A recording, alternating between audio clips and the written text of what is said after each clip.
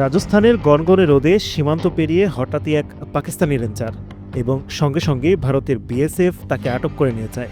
তার পরিচয় এখনও জানানো হয়নি, কারণ ভারতের আসল লক্ষ্য ছিল প্রতিশোধ। মাত্র কদিন আগে এক ভারতীয় বিএসএফ কনস্টেবল ভুলবশত পাকিস্তানে চলে গিয়েছিলেন। তাকে ফেরত না পেয়ে ভারত যেন মরিয়া হয়ে উঠল চোখের বদলে চোখ নীতিতে। কিন্তু এতেই থেমে থাকেনি ভারত। একটি বিচ্ছিন্ন ঘটনা দিয়ে শুরু করে রাজনৈতিক নাটক। বিএসএফ কনস্টেবল শাহু, যিনি কৃষকদের পাহারার কাজে ছিলেন, তাকে নিয়ে পাকিস্তানের সঙ্গে আলাপ না করে উস্কানিমূলক বক্তব্য ও আগ্রাসী কূটনীতি শুরু করে দেয় নয়াদিল্লি।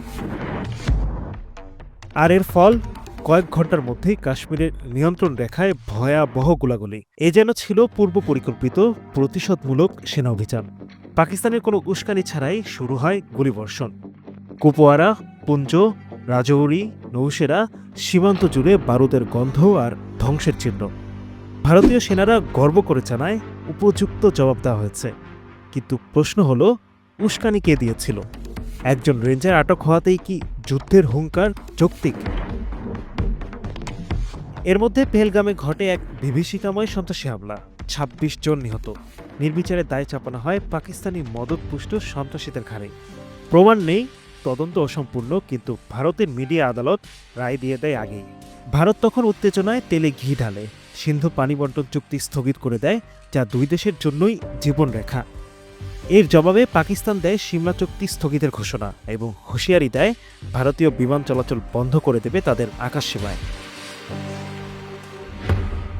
এর মধ্যে পাকিস্তান শান্তভাবে মহড়া চালায় আবদালি ব্যালিস্টিক মিসাইলের ৪৫০ কিলোমিটার রেঞ্জ। ভারত এটাকে বলে খোলামেলা উস্কানি, কিন্তু সত্যি কি তাই, নাকি এটা ভারতের নিজের গায়ে চাপানো নাটক? একজন রেঞ্জারকে আটক করে শুরু হয়েছিল ঘটনা, কিন্তু ভারত এটাকে বানিয়ে তোলে রাজনৈতিক অস্ত্র, যেখানে সীমান্তে করা ভুল এখন যুদ্ধের অজুহাত। কূটনৈতিক আলোচনা এখন ক্ষমতা প্রদর্শনের নাট্যমঞ্চ, আর সাধারণ মানুষ তারা কেবলই বারুদের খাদ্য। যদি এই আগুন এখনই না থামে, তবে উপমহাদেশের প্রতিটি ঘরে পৌঁছাবে এর ছায়া। একটি ভুল, একটি প্রতিহিংসা, আর দুই পরমাণু শক্তিধর দেশের সীমান্তে আরও একবার ঘনিয়ে আসছে ধ্বংসের কালো মেঘ।